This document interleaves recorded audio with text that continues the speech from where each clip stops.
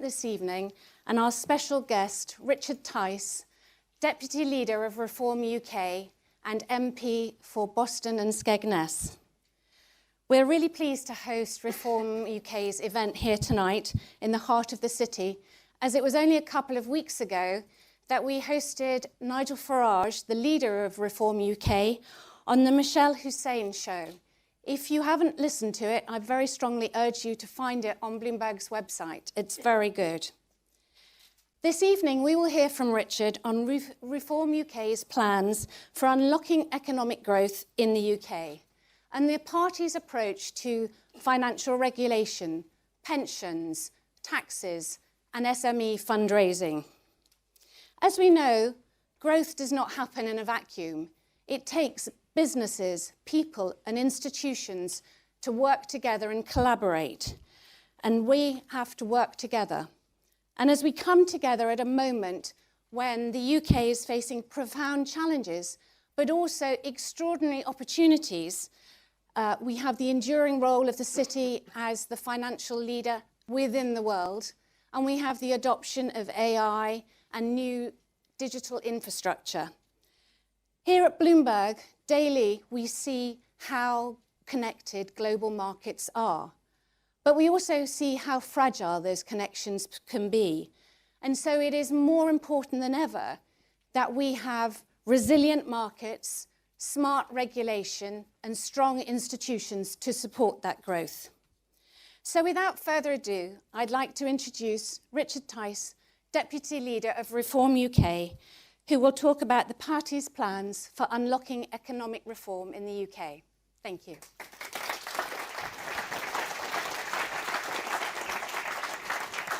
Thank you, Sally Ann. Good afternoon, good evening, everybody. It's fantastic to see you here. Thank you so much. And thank you to Bloomberg for allowing me to be here. This incredible headquarters building. As a real estate guy, I'm always completely wowed by these type of buildings, and in the interest of full transparency, as a very modest Bloomberg subscriber, I may have paid for a little square centimetre of paint somewhere. But I remember the previous HQ because when I was chief executive of a multinational billion-pound stock market listed company, I used to come and present to the analysts and investors and shareholders. But it's a good moment amongst all of the sort of the noise of the budget in a couple of weeks' time, actually to sort of take a strategic step back and sort of say, where are we, what's going on, and what's the future? And the reality is, I think all of us in this room, those in the world of business, know that we are not in a great place. We have two critical issues that we need to talk about and face into. The first is we've got a growth crisis. And the second is we've got a debt crisis.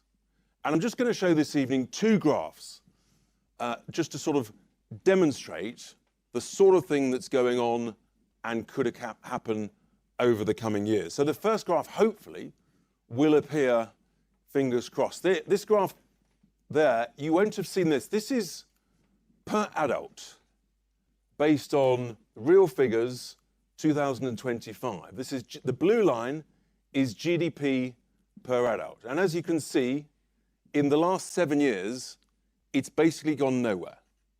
Per adult, no GDP growth whatsoever. Indeed, in the last 10 years, it's barely shifted. Not even a round of drinks, frankly. But the red line is the national debt per adult. And 15 years ago, if that was just over 70% of GDP per adult, you can see the trend. It is heading relentlessly, give or take 95% per adult. That trend is very bad. And that takes us to where we are today. And you then think, well, how much growth is there? Everybody's talking about the lack of growth. Well, a year ago, just over a year ago, in the OBR's report, they had a series of scenarios as to what might happen to GDP, relative debt, relative to the size of GDP in the economy. And they had a range of scenarios. And everyone's forgotten the low productivity scenario. And yet, what are we hearing from the OBR at the moment? productivity is down. So if we look at the next graph, this is the scary one, because this shows, hopefully there, that shows the red line currently, debt to GDP, a whisker under 100%. And for the next decade, based on the low productivity growth scenario, effectively, debt to GDP is not going to go down. But then the scary bit is in the subsequent 10 years, when relentlessly it'll climb. 20 years' time, it'll be 150+%. In 2050, everyone talks about 2050 relative to net zero. In 2050, if we don't change course, debt to GDP in the UK will be 200%. We all know that is unsustainable. That is a rapid route towards bankruptcy. We cannot tolerate this, and we cannot ignore that graph. It is the starkest graph that everybody should be focusing on. Now, some of us, we're lucky enough, old enough to remember when we really had lots of growth. But to get growth, you need a critical thing. You need to accept the concept of risk. Risk actually is a good thing. We say the biggest risk in life is never taking one. And if you want a risk-free return, we all know that's not going to generate a lot. If you want growth, you've actually got to take a sensible, calculated amount of risk. So you then say, well, what's sensible and calculated? Well, it's almost 40 years ago since the city had what many of us will remember and was called Big Bang. And it was the moment of change in the City of London, the moment of deregulation, when everything changed. And of course, financial services and the healthy growth of the economy are intrinsically linked, like a sort of umbilical cord. When financial services are doing well, the UK economy is doing well, and vice versa. And back then, in the 80s and 90s, we almost got complacent of growth between 2.5% to 3.5% year in, year out, with a couple of exceptions. And we'd sort of say if it got below 2%, we'd get a little bit worried. Below 1% was like a moral recession. Now, you get to 1% and they break out the champagne. That's not growth. That doesn't give us options. And if we have no growth at all, which is the last 3 months, for example, then that's the graph that we are facing because of all the liabilities that we're talking about. So smart risk is actually a good thing. And after the Big Bang for sort of 15 to 20 years, generally things were working out pretty well. But you then have to look at what's happened in the last 10 to 12 years here in the city, in financial services. And I think most people would recognize there's a problem. And you've only got to look at the simple data with regard to IPOs. 2011 to 2015, averaging about 100 a year. 2022, it was just 42. 2023, just over 20. Last year, I think it was 18. And this year, well done, I think we've got to 13. That trend is disastrous. You all know what that means in terms of M&A activity, growth. And you say, well, what's going on? Well, companies, it's worse than that because the number of companies listed on stock exchange, I think in the UK now, is 40% lower than in 2008, 25% lower than a decade ago. Companies are delisting. They're relisting elsewhere, very often primarily in the US. They're being bought out by private equity. We've got a serious problem. So then we have to say, well, what is the problem? And our contention, my belief, is that we've primarily got a major problem of overregulation. Things are so complicated. When I sat next to the chair of a major retail bank just a few weeks ago, and he said to me, 15% of his staff are in compliance, I thought, wow, I mean, if you'd asked me to guess, I'd have said 2, 3, maybe 5 at a push, 15%. And you then say, well, okay, how's that regulation, how's that compliance going? I mean, we've got the Bank of England, we've got the PRA, we've got the FCA. Amongst them all, give or take, it's about 10,000 regulators. And people think that's going to save us all. Well, let's just look at the track record, shall we? And let's be really challenging about it. Did it stop the PPI scandal? No. Did it identify the risks of the financial crash? No. Did it prevent the car loan scandal? No. Did it prevent the gated scandal of open-ended real estate funds, something that I've been talking about for many years? No. Basic common sense. Did it spot and prevent the LDI crisis, which was fundamentally a critical part of the bond market crisis in September 2022? No, everybody knew it was there, including the Bank of England's own pension fund. And yet the reality is, leveraged LDI was a catastrophe. What's the point of regulators, thousands and thousands of them, if they're not going to do the job properly? These are the difficult questions that we have to ask ourselves. Fundamentally, 10,000 regulators have not stopped those sort of scandals. And many of those actually were about common sense. I think when you looked at the LDI scandal, lots of people sort of knew it was there. Did it really make sense for lots of pension funds to buy long bonds yielding 0.75%? Where's the growth in that? So I think it's just a fundamental flaw in common sense. So those are the challenges. And if you over-regulate, don't be surprised if the evidence is that businesses are not listing here. And it's even worse than that. Smart people creating business are leaving. So here we are, 40 years, less than a year, 39 years on, after the Big Bang. My contention, our contention to you, is that now is actually the time for the big reform. We have to stand back and say, how's it going? What can we do better? And in a sense, we've actually got a bit of time. We're in the early stages of an electoral cycle.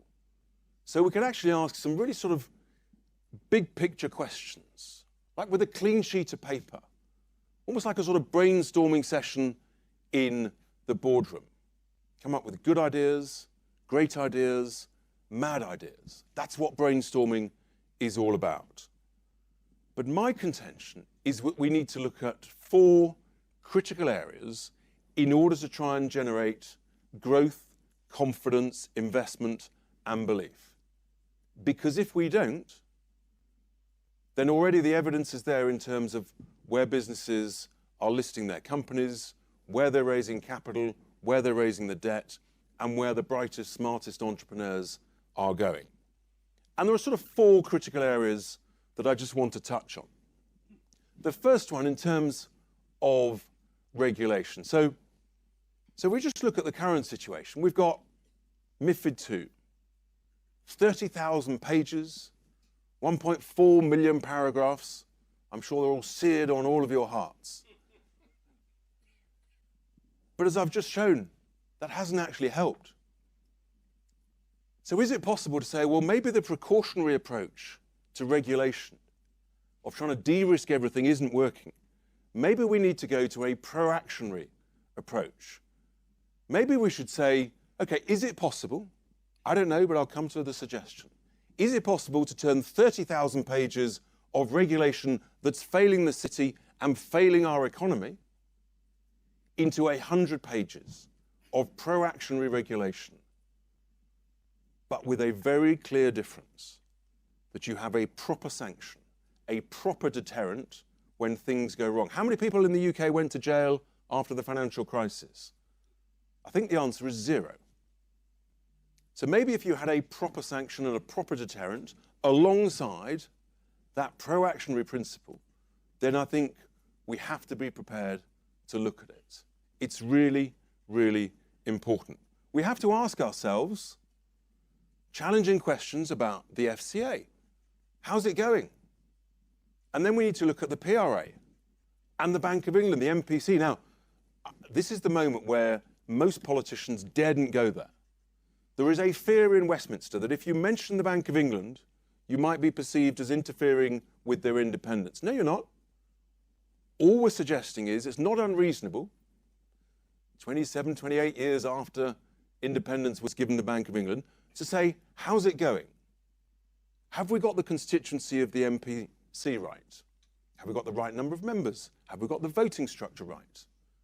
Have we got the right calibre of people? Is it right that the Bank of England should have a majority? I think we need to seek people's views on all these absolutely critical issues. People will know that I've been challenging the whole issue of whether or not to pay reserves, pay interest on the QE reserves in QT. And Nigel and I had a very genial meeting with the governor just a few weeks ago. But you've got a situation where Parliament has not debated a £200 billion decision, which is a fiscal decision, on the issue of QE and QT. So you have to ask this question, have we got that right? Is the mandate for the Bank of England right? Not unreasonable, give or take 30 years on to say, well, okay, you've got a mandate to control inflation. What exam mark would we give? Jury's out, I would say. And then, of course, it's got a stability mandate. Well, financial crisis, bond market crisis in 2022, again, the jury's out. Should it have a growth mandate? Many great economists will say definitely not, some of whom are in this room today. Others will say, well, maybe. We've got a crisis of growth. What we should absolutely do is be so afraid that you daren't talk about it. I think we should talk about it. So, as part of this big reform, we're going to set up working groups to look at these 4 key areas. And regulation is the big one. All of these issues, and we want people to feed into this with your thoughts, and they will be very different. But if we're not even prepared to look at it, to debate it, to question it, then we've got absolutely no chance of changing course. The second key area is what is very dear to our hearts, SME growth capital. SMEs are the bedrock to the UK economy. And Nigel talked about it on Monday. We feel that so passionately. Alarm clock Britain. We're just this morning hearing from a couple of tradespeople. They set their alarm at 4:30 to drive to London to go to work. But actually, for fast-growing businesses, where's the growth capital? 40 years ago, I remember 3i, with its regional offices, you could get a 3 or 4 page letter from which you could get 75 to 100 grand capital investment. Now, yes, the world's moved on. 3i's done incredibly, but what's replaced it? And we have to say, what are the ways to ensure that on round 2, 3, 4 of fundraising for your great potential unicorns in the UK, whether it's in fintech, whether it's in life sciences, or whatever, we've got great entrepreneurs and creators, but they're all struggling to raise the appropriate amount of durable finance in order to continue to grow here. And that's a tragedy, because then, of course, their option is to sell out or to go and list somewhere else. So we have to look at the whole structure, including the way we tax growth capital for SMEs. Now, originally, of course, 40 years ago, the AIM market was, in a sense, that's what it was set up to do, and it did pretty well. But the reality is the AIM market now has the fewest number of companies listed on it for 25 years. So that's not going in the right direction. So we have to relook at this. I don't know, people have sort of thought about it and talked about it, and previous Chancellor Jeremy Hunt, he came up with the Edinburgh reforms, but it was tinkering at the edges. It wasn't really with a clean sheet of paper saying, we need to completely relook at this. But actually, given where we are in the electoral cycle, I think we can. And I think we have to be brave enough to ask these big, big questions. So you've got regulation, you've got SME growth capital, And then we've got the third one, pensions and savings. Vital, but so unbelievably complicated in the UK. Where do you start and where do you begin? Where do you finish? It's not the most glamorous topic. I did somehow retain the press for 25 minutes when I talked about the local government pension schemes back in September. And I was fairly critical of the cost of managing those LGPS schemes, which is too expensive and they're underperforming. But in reality, we have to, again, ask really serious questions about the way we do pensions in this country. And we'll have to look, we need the best of the best from elsewhere. In Australia, for example, they have a much more glamorous word for pensions. It's called a super. You're much more likely to sit in a pub in Australia and talk about the performance of your super to your 21-year-old neighbour than you are here in the UK talking about the performance of your pension. That's a mindset thing, but it's a simplicity thing. And we need to look again seriously at the whole issue of defined benefit pension schemes in the public sector. And already, I've mentioned it in the last sort of 24 hours, and they're coming at me hard and fast. And that's fine.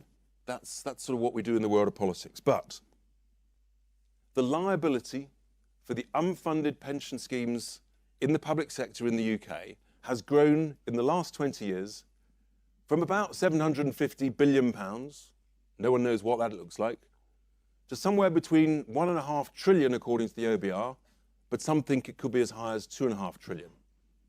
What we do know is that it's growing, that liability, off balance sheet, is growing at somewhere between 30 and 50 billion a year. This is not sustainable, and that is the reason, one of the key reasons, why that line, that red line, is heading towards 200% in the next 20 to 25 years. So we have to have a grown-up discussion about unfunded defined benefit pension schemes. And I don't think it's unreasonable to sit down with the unions and to say, look, for new employees, we can do this differently. The private sector did this 20, 25 years ago. But if we're not even prepared to have that discussion, then we're just not going to make the progress that we need to. Because those numbers, that increasing liability, and I touched on it on the LGPS, but it is completely unsustainable. And then you look at ISAs, cash ISAs, stocks ISAs. Again, let's ask the question, if there's 350 billion of cash in ISAs, well, how's that helping the growth of the economy? Question mark. Why should you give tax relief to leave your money sitting in cash? Should we, for example, say, well, yes, of course you can have tax relief if you invest it in UK stocks, because we're short of UK equity capital here.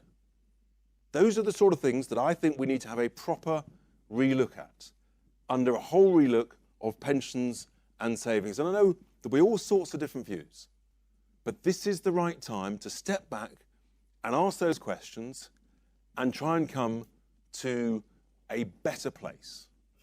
And then fourthly and finally, the joys of taxation. We are lucky enough in this country to enjoy the largest tax code in the world. A mere 24,000 pages, no one knows within 1,000 pages how long it is. What I can tell you is that it's about 5 times the combined works of Harry Potter, and nothing like as much fun. And that's great for accountants. But when did you last see a child running around a playroom saying, "Daddy, Daddy, I want to be an accountant"? And when you look at countries like Hong Kong, that they have, give or take, 300-page tax codes, and you have other countries that they head towards a sort of a flatter tax system, I don't think it's unreasonable to take a step back and to say, is it possible, and I don't know, but we must look at it, is it possible to turn a 24,000-page tax code into something, give or take, 500 pages over 1 parliamentary term or 2 parliamentary terms? Is that possible? If so, what have you got to do? What does it look like? It might not be, but if you don't ask these questions, we know we're overtaxed, we know it's too complicated, we know we've got compliance, 15% of banks. I think we've got to ask these serious questions. And just today, you sort of look at the madness of regulation and where we are. We've got the BBC producing an incredible report about the illegality of vape shops and barber shops on our high streets, all in front of our very eyes, literally in plain sight, every high street in the land. And yet all of us driven mad by KYC. I mean, it's the big one. It's even worse than GDPR, pressing the cookie on your phone. And you sort of say, well, what's the point of KYC when you've got all of this money laundering and illegality going on in plain sight? And even to list a house, you have to do KYC. It drives us all nuts. You can check the MOT status of anybody's car if you go to the gov.uk website, updated once a year. Why can't we have our KYC updated once a year with our utility bill on the government website with our national insurance number, that all of the lawyers and estate agents and whoever else is interested can go and check? Completely changes all of that compliance. These are the big questions that I think we've got to ask in order to ease the process of regulation and complication in order to create productive growth. So what I say to you is, this is the moment to have 4 working groups, and we've already got a number of great people to come and work in some of them, and to take 6 months to take all of the great ideas, and some of you in the world of management consultants, hedge funds, brokers, investment banks, my ask of you, set up a small team of some of your brightest folk and set them this challenge. We all love competition. Come up with the best ideas in these different areas. And our working group will also come up with their ideas. And if we feed that in over 6 months, and then if we say we'll take 3 months to look at those ideas, produce a report, then in 9 months' time, just in time for the anniversary, the 40th anniversary of Big Bang, we can say, folks, actually, this is the way that we can change things. This is the way that we can unleash a proper growth strategy for the UK. Yes, the Chancellor's got their challenges, her challenges at the moment, trying to balance the books short term. But we need to step back and look at the medium to long term. We need to recognise that risk on that graph there and say that is not acceptable. But in order to change course, folks, we need your help. We need you to contribute to these working groups. Some people may want to say, I'd love to be on one of these working groups. Yes, please, we just need a bit of your time. They're going to operate under an independent think tank, the Centre for a Better Britain. Sort of like WYSIWYG, it does what it says on the tin. And that's independent of reform, so don't worry, and you can be anonymous or you can be named. That's great. But we need people's help. We need great people, great minds, to come forward and say, 40 years after the Big Bang, now is the time for the big reset. Now is the time for the big rethink. Ladies and gentlemen, now is the time for the big reform. Thank you very much.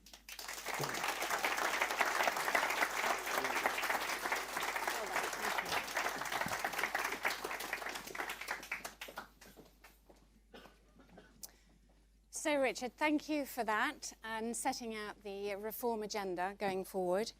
I've got a couple of questions for you before we open it up to the audience. First and foremost, I must say the thought of MiFID II being 100 pages is very welcome to my ears, having spent 2 years on secondment at the Treasury dealing with onshored MiFID post-Brexit. But I think it's a little late for that now for me, but maybe for others. You talked about risk and calculated risk, and regulatory reform has been a big part of the reforms UK's sort of agenda. However, markets remain very alert to fiscal credibility, particularly after the turbulence of the last years. How would you reassure investors, many of whom are in this room, that tax cuts, regulatory reform and so forth would be fully costed and sustainable and get that calculated risk balance that you mentioned? Yeah, and so Nigel gave a big press conference on Monday talking about the economic thinking. Whether you're at home or at work, or whether you're running a council or a country, you cannot keep spending more than you're earning for very long and expect it to end well. At some point, your lenders are going to say, hang on, folks, How are you going to pay us back? And if that graph goes anywhere near that 200% in 20, 25 years, we know at some point there's going to be a problem. And so what we've said is the first thing we've got to do is we've got to cut the vast amount of unproductive, wasteful spending. That's the key. And we're starting to do it in the councils, and Monday the 17th, I'll be going into that in great detail. But the great thing about regulatory reform is that actually, in almost all cases, it doesn't cost anything. It unleashes enormous growth. I mean, I'm a real estate guy. The best thing the Tories did in the early 2010s was to make it basically easy, without planning consent, to convert an office building into residential units. It unleashed the power of growth, and it cost nothing. So I would say that, of course, we want smart, safe regulation. But I think we can achieve that. And because we've got a bit of time to do this, we can step back and say, okay, let's welcome all these ideas and say, okay, what works? And then put it out to consultation and say, well, we like this idea, but actually it may not quite work. The risk might be too high. That's why you've got to ask these questions and get everybody's feedback into it. And I think the thing is, once you're in, anybody who's in government basically doesn't have time to do this. The pressure's too great. Whereas we're in the position where we can ask these questions. We're basically from the world of business. So that's where we're at with it. Great, thank you. And you touched on the IPO situation, and in fact, a couple of weeks ago, I was talking to the CEO of the Hong Kong regulator, who was talking about the Hong Kong exchange, where on one day they had 7 IPOs. Wow. And actually have had 80-something this year, I believe, and 200 in the pipeline. Now, you said that British firms were moving away to the US because of overregulation. That can't be the only reason they're moving away. I mean, how do you attract listings? And kind of going on from that, I mentioned in my introduction, you know, the UK has been fated as the financial centre of the world, but that is now being threatened in some instances by America, in some instances by China. How do you improve the UK's attractiveness? Well, I think both from the cost of listing here is enormous. The regulatory burden. There's almost not much difference between AIM and between the main market nowadays, which is a shame because AIM was a great thing when it was set out. But I think we've got to look around who's doing what elsewhere in the world. And if in all these different things, if you say, well, actually over there, in Hong Kong, this is how they do it. In Estonia, that's how they do it there. In Australia, that's how they do pensions. If we take the best of the best, then I think we can get to the right results. There's also the issue of inheritance tax. We've spoken about our ambition. This is critical. In order to keep people here and in order to attract people back into the UK, the brightest, the best, the most successful entrepreneurs, actually, we've got to get rid of inheritance tax. It's a major, major block for retaining people in the UK, and that's a tragedy. So that's a critical thing that Nigel has spoken about with great passion in recent weeks, months. Okay, great. And you said, we were talking earlier, and I think Nigel's spoken about it, and you have, that if you were to get into government, you would look to industry to get people who have expertise in particular areas to bring that expertise into government. Can you expand on that and how you see that working? Yeah, I mean, the numbers are sort of slightly mad in terms of when you look at the ministerial sort of shuffle that goes on. And I think under the Tories, in the last 14 years, there were 18 rail ministers. So don't be surprised if you haven't got much consistency and you end up with a muddle like HS2. So actually, if you really want to understand the life sciences sector, which is incredible, maybe actually we should have a brilliant life scientist entrepreneur coming in for 2 or 3 years and being a minister to give us that expertise. It's a sort of variant of the model that they enjoy in the US. And I think in all these different areas, we've got to be brave enough to say, MPs are wonderful. It's an incredible job, but we're not experts in everything. I mean, we're lucky. We come from the world of business. We understand that space. But there's many other spaces where we need the experts. And I think we've got to be brave enough to say, let's bring that in.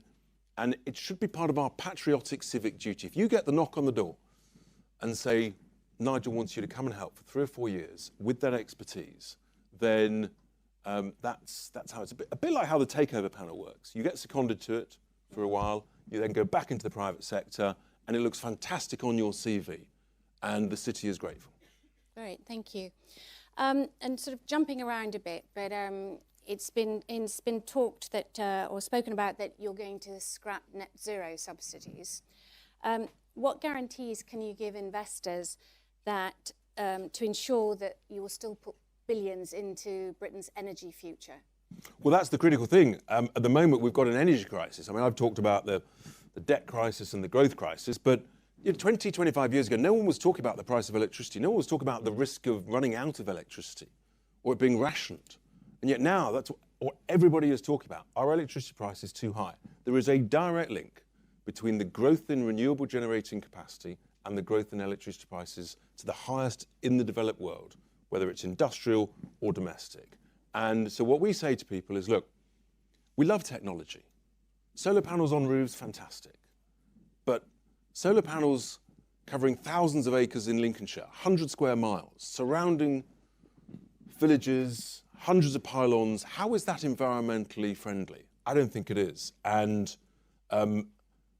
we need more gas-fired power stations, and we need more nuclear. We used to lead the way in nuclear. So we say to investors, that's the place to be investing your money. We've said to the industries, the North Sea oil and gas sector, get your license applications ready. Because if we're heading towards government, we need to know that you're ready to go.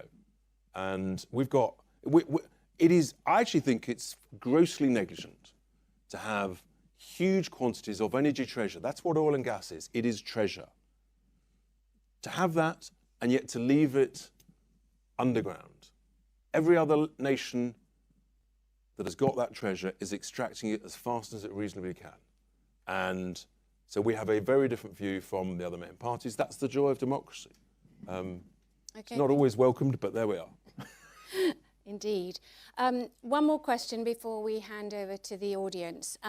You have a room full of businesses and investors here. Maybe some of those will be ones that one day you tap on the shoulder. But what would you say to them in your final sort of message to them? Growth. We have to get growth back into the UK, and to do that, that does involve some smart, sensible, calculated risk. And so we have to be prepared to look with a clean sheet of paper at all of these issues. And it's possible, you look at the whole thing, we spend 9 months doing it, and you say, actually, give or take, it's okay. Well, if that is the conclusion, then I worry that's where we're heading. We're heading to a debt crisis. So I think we can do better. Those of us that remember 2.5%, 3.5% growth in the 80s and 90s, what that does is that gives you options as to where you then, as a government, where you spend your increasing tax revenues. And those of us in the world of business, we do understand, well, first of all, we know how to spell the Laffer curve. We understand what it is, and we're pretty sure where we are on that Laffer curve. We've headed over the top, and we're heading in the wrong direction, and we've got to change course. Great, thank you.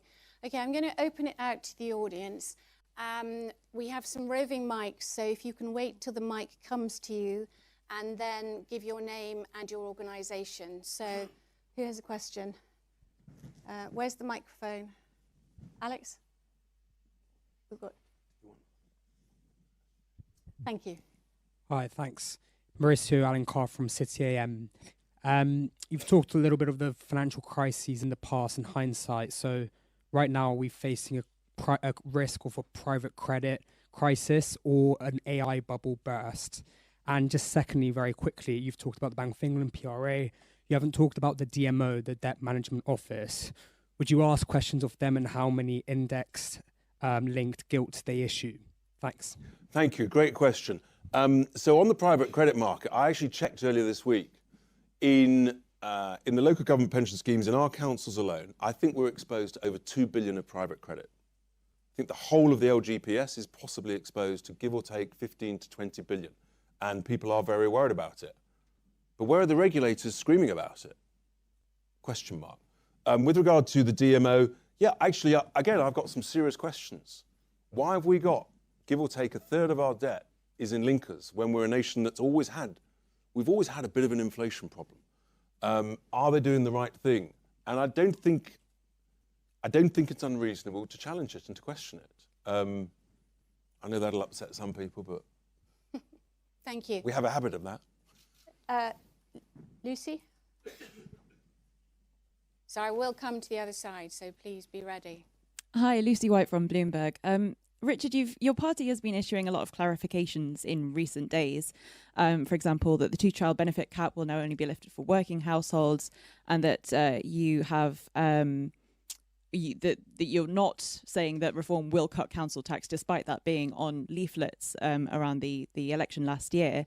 Are you worried that with each of these clarifications, the public thinks you're losing a little more credibility? And in terms of some of the issues you've raised tonight, on Bank of England independence, would you go so far as to take back the Bank of England independence? And do you have an idea as to what your fiscal rules might be? So on the issue of councils and council tax, actually, those of us at the head of reform, we never said we would cut council tax. We always said that we would cut waste, improve productivity and efficiency. And I know there's a couple of leaflets. When you've got 1,600 candidates, actually, Nigel and I and various others, we don't actually read every single one. So there might have been the odd person, but the reality is we always said we would cut the waste, cut unproductive spending, and on the 17th of November, you'll hear from me some of the great successes we're achieving. Work in progress, it always will be. You never end that process. But with regard to the Bank of England, I don't think anyone is really seriously saying relook at the independence.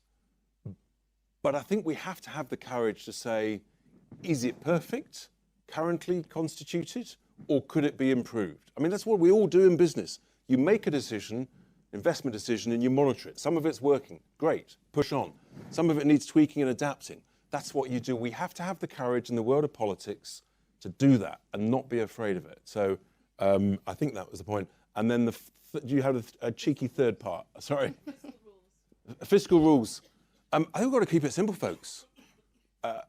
We must not go bust. We've got to start earning more than we're spending, and that's going to be difficult. But we've Lee and Zia gave a press conference last week about welfare. We cannot keep going the way we're going and think that it's going to end well, because public sector spending is completely and utterly out of control. So let's keep it simple. Basic housekeeping.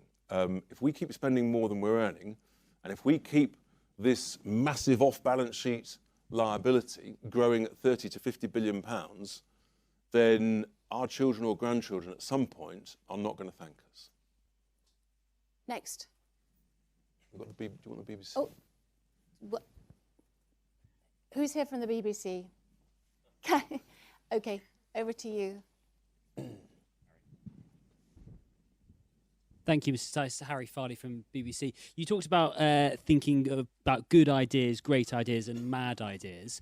What would you say to those who say you're not auditioning to run a business anymore, you're auditioning to run government, and mad ideas can be dangerous in government? And secondly, just on the developments today about the prisoner accidentally released, can you just explain why you think that David Lammy should return and give a statement in the House of Commons? Yeah, so look, the point is we're not in government, and we all know that when you're in government, the pressures are enormous. So this is the perfect time actually to step back and ask those questions. And when you've all set strategies in the boardroom, you look at everything across the whole piece. That's what happens in business. And I think we've got to be much more willing to say, actually, maybe, the whole point of being in business is you come up with a great product, you go and sell it, and you make a profit, and you grow the value of that business. Maybe we need to be more business-like in government and say, actually, we've got to start running a lean, mean machine, and we've got to start earning more than we're spending and grow the value of the business of the United Kingdom, which is essentially our economy. Because if not, then some of you may remember that British Airways used to be described, I hope no one's, British Airways 30 or 40 years ago used to be described as a pension fund with wings. We do not want the UK economy to be described as an unfunded pension liability with flaps. So, we have to be brave enough to look at this differently. With regard to David Lammy, some of you may not be in the loop. He was asked by the shadow deputy at Prime Minister's questions today on I think 6 occasions whether he could guarantee that any other prisoners, asylum seekers, had been released by accident. And it turns out that we think that at least one, possibly more, I think it's evolving breaking news, Harry, you may have the latest, may have been released. So the question is, if David Lammy knew before he went into the House of Commons that information, then did he deliberately withhold that from the House of Commons, which, I'll be gentle about it, is at the very least poor form. Thank you. A gentleman over here. Can we have a mic, please?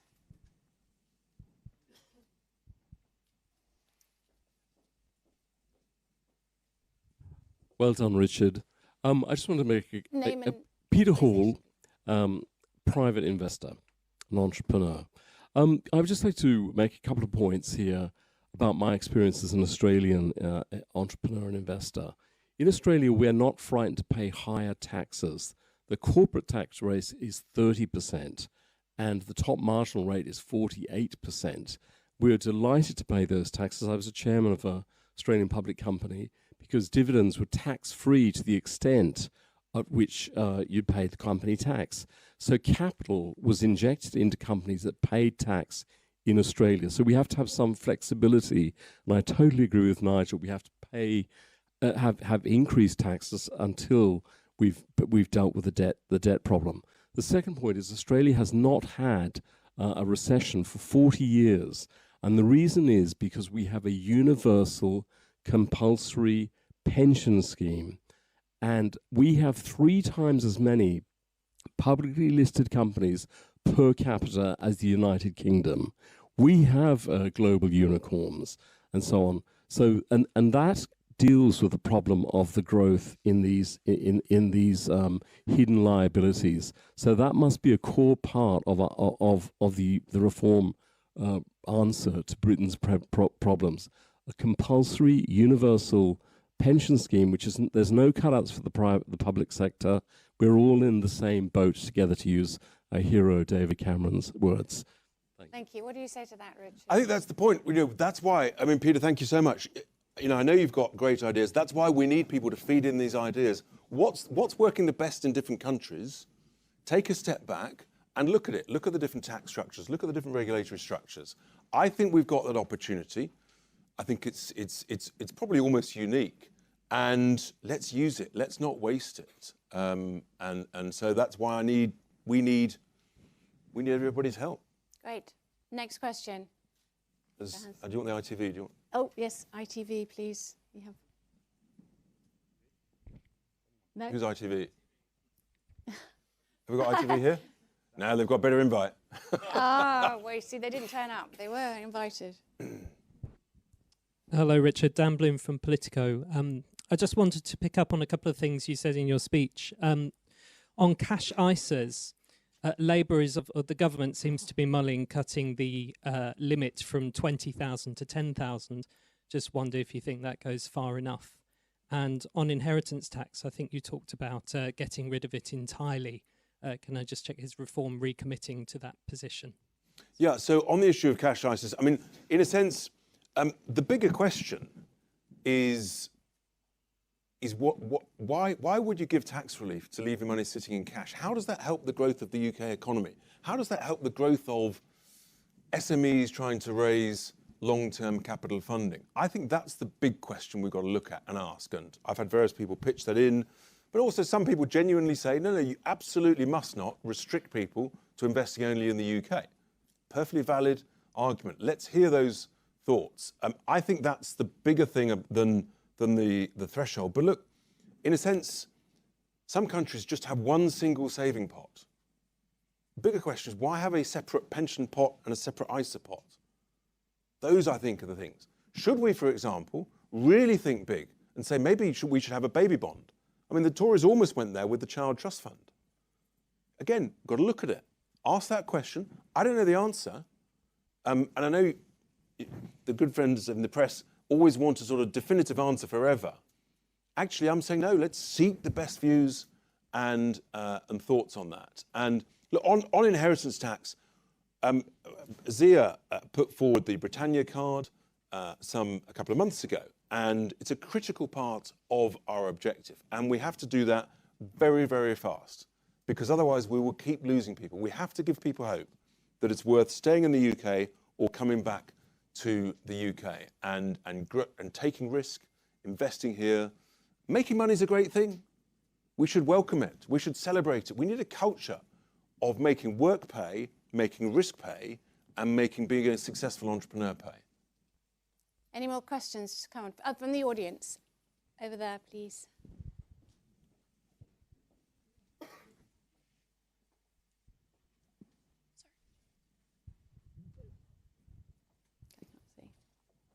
Thank you. Paul Curry, First Base Hospitality. You mentioned in your speech SMEs being the bedrock of this country. I would say that hospitality is at the epicenter of all of that.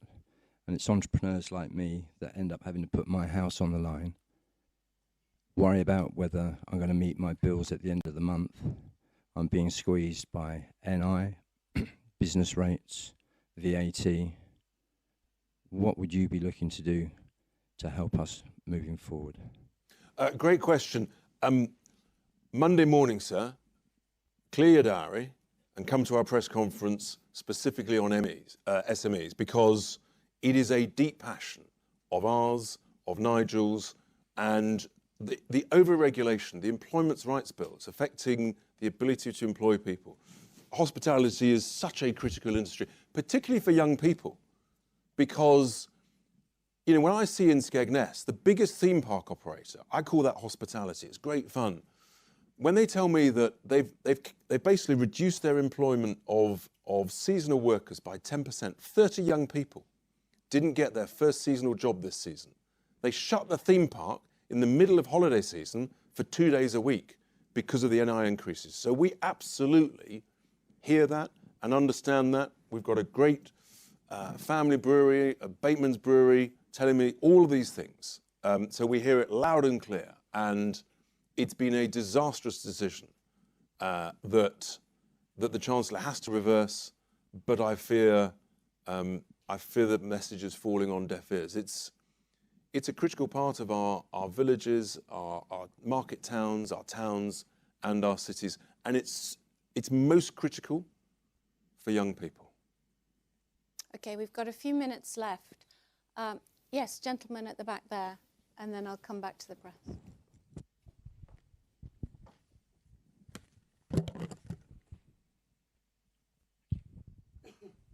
Thanks so much. So my name's Ben Wybrow. I work for Tice, which is a Japanese pharmaceutical company. I think when we look at just some of your points you raised about deregulation, I think life science is an interesting one where there has been some really high-profile disinvestments just in the past few months. Do you think that's solved by the measures you're talking about now, or is there something extra needed to bring back those companies and bring back manufacturing in the UK? Thank you so much for raising a critical point. Some of our greatest companies changing their investment decisions, hundreds and hundreds of millions of pounds, going elsewhere because they basically viewed the UK as becoming uninvestable. That highlights the very point why we have to do this. And it's in that specific situation, again, we've got to ask serious questions about NICE, the way that we approve drugs for use by the NHS. We've got to ask serious questions of the MHRA. Are they acting fast enough, smart enough, quick enough? And obviously it's got to be safe, but not in healthcare, but in a different, in financial regulation, there's an expression, there's no point being the safest graveyard if everybody's left the city. Now, that's not the case in healthcare, but life sciences, we had the clinical trials, which was an incredible part of our industry 20 years ago. Much of it disappeared. So I'm hearing that message loud and clear from the pharma industry, the healthcare industry, and I just think we can do better. And It's a great opportunity, and we have to get that investment back. Otherwise, more and more people are saying we're going elsewhere. Very quickly, one question from the gentleman at the back. Well, yes, you. Thanks. Matthew Holhouse from The Economist. You've been very critical of the OBR's forecasts in the past. I think recently you said that they were on magic mushrooms. What? Really? Yes, in May 2025. What happens to the OBR under a reform government? Are you going to abolish it? Are you going to alter its mandate? Are you going to look to do something else, or do you keep it as it is? Yeah, look, great question. I think that any Quango has got to justify their competence and the extent to which they're adding value. But who runs the economy? Who makes the decisions in this country? Is it the Chancellor and the government, or is it the OBR? Right? It should be the Chancellor and the Cabinet and the Prime Minister. And there's an old expression in business: advisors advise, directors decide.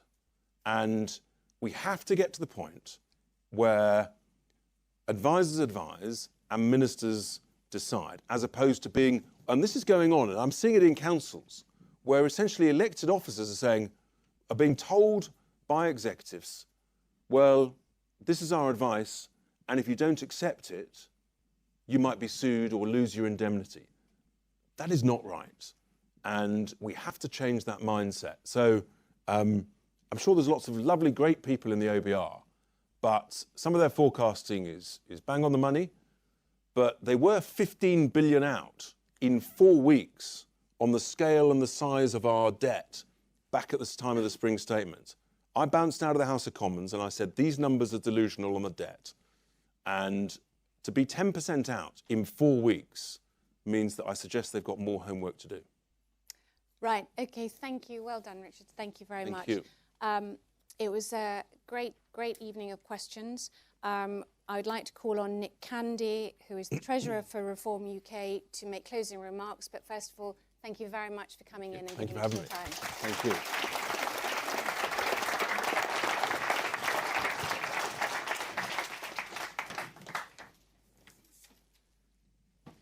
Ladies and gentlemen, many thanks for coming. And thank you, Richard and Sally-Anne. A lot of chancellors and chancellors in waiting have sat in the hot seat at Bloomberg. And I wonder whether we might have just seen another one. I want to pay a special tribute to Richard, who's become a dear friend, because he was the person who led and funded reform when our current leader was enjoying his retirement. He kept it afloat single-handedly, put £750,000 or more into reform, not knowing whether that money would ever come back to him. And yet when Nigel wanted to come back, Richard stepped aside and let him take the reins. That is real leadership and a commitment to putting your country and party ahead of personal ambition, not something we see often in British politics. It's great to see so many people from business and the city here tonight, and it just shows how far reform has come in such a short space of time. Like many of you, I made my career in business here in the UK. I started with £6,000 in 1995, and I've been lucky enough to be a successful property developer, and failure in certain businesses as well, but some have been successful since. I backed Tony Blair in 1997. I've not been reform all my life, I've not been conservative all my life. Like all of you in the room, we've all got different political positions. I backed Tony. I'm still proud to call him a very dear friend, and his party has lost its way since he left. Then I supported the Conservatives and David Cameron and helped to run Sean Bailey's campaign to be Mayor of London and get Sadiq out, which even I know President Trump would like to see, as he told the United Nations and every president and king in the room. I think everyone in this room now knows and accepts that the Conservatives across the 14 years failed in government. They broke all their promises, letting borrowing get out of control and our economic growth grind to a halt, while ignoring businesses crying out for help. Then contrast to Labour, who in the last year and a bit have completely failed. Yes, they can blame the Tories, but they've had just over 15 months in government, and it's incompetency at the greatest scale. Lee Anderson, MP, was the person that called her Rachel from accounts. Okay? How many people in this room would hire Rachel Reeves to be their finance director, please? Hands up, please. Hands up. Come on, one of you must want to. It's a joke, yes? And the rest of the world is laughing at us. I love London. I love the UK. It's the greatest country on the planet. And I'm embarrassed on a global stage as I go around the world now at our country. At least reform, and they've got the issues, every political party's got issues, yes? At least reform are going to engage with the business community to come up with the greatest ideas that we can put together. And they will listen. I had breakfast with Nigel this morning, he's a guy that's worked in the city. He worked in commodities, he understands the city, and he's engaging with the city. He wants to hear from you. They've got a bit of time. I suggest all of you, including myself, are worried what's going to happen on the 26th of November. Okay, we should be worried. But this is the start, guys. Next year, in 2027, it's going to be even worse because they've got no idea how to balance the books. And by the 26th will be worse. And by 27, we will be on our knees as a country. Okay, and we will have an election that year. Nigel's got it right. There's no greater politician in modern day politics that can feel the pulse of the nation than Nigel Farage. He absolutely feels it. He goes around the country. He knows everyone from the pub. He knows them in the garages when he's getting the morning papers. I said this recently, he really feels the pulse of the nation. And he knows that in 2027, there will be an election. Because if they couldn't get a welfare reform bill through the government this year, how the hell are they going to get an austerity budget through in 2027? There is no chance. We are in real danger as a country, okay? Doesn't matter where you sit politically, I don't care, okay? But we all care about the country, all of us, okay? All of us complain, whether it's at the pub, to our loved ones, to our families, we complain about the state of taxes or hospitality, whatever it is, getting the right type of immigration, crime, illegal migration. We all complain. It's time to stop complaining, yes? If you really care, stop complaining and do something about it. That's the reason I've given over £1 million to reform. That's the reason I took the role as honorary treasurer. That's the reason I'm still here and haven't moved to the Middle East or to Monaco again, okay? All right? I want to stay. I love this country. I love this city, okay? But stop complaining and do something about it. If you want to come on this journey, I know the press won't be able to come on this journey as we go to have drinks afterwards, okay? But if you want to come on this journey with us, all the team from Reform are here. Some of the MPs are here. Some of them have to go as well. We need your help, okay? It's time to stop complaining and stand up. I'd like to thank Bloomberg for putting on this event. It's not an easy event because we've invited other media, which Bloomberg don't normally do. Where's Constantine? Is he here? Constantine, thank you so much, pal. Without you, this wouldn't have happened. And Amy specifically as well, thank you very much. Okay, please can we just say thank you to the whole team at Bloomberg.